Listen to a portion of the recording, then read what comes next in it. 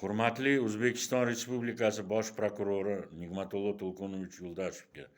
Hurmatli Bosh prokuror, menga 24-mart 2025-yil soat 18:21larda неизвестный засекреченный nomerdan menga telefon qilib, siz Ortiqov To'lqinjon, ha men dedi.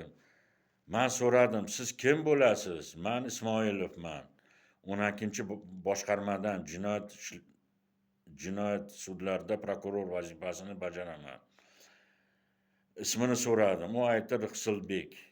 U menga aytdi, sizni jinoyat ishingiz nazoratga 12-boshqarmaga olindi. Mendan savol va javob oldi. Keyin menda shubha paydo bo'ldi. Bosh prokuraturadan telefon qilib, telefonini неизвестный засекреченный qilsa. Men o'yladim, bu tag'in menga nisbatan provokatsiya bo'lmasin.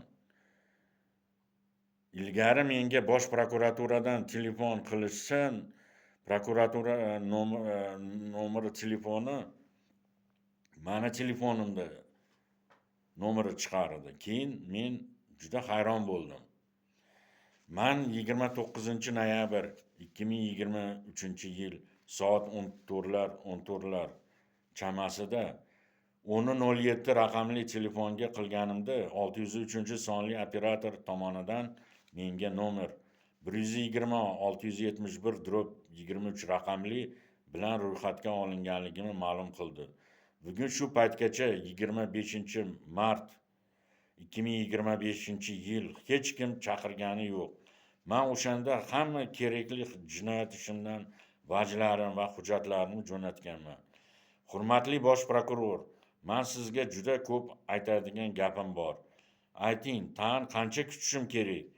Kim bunga sizni oldingizga kirishimga to'sqinlik qilyapti?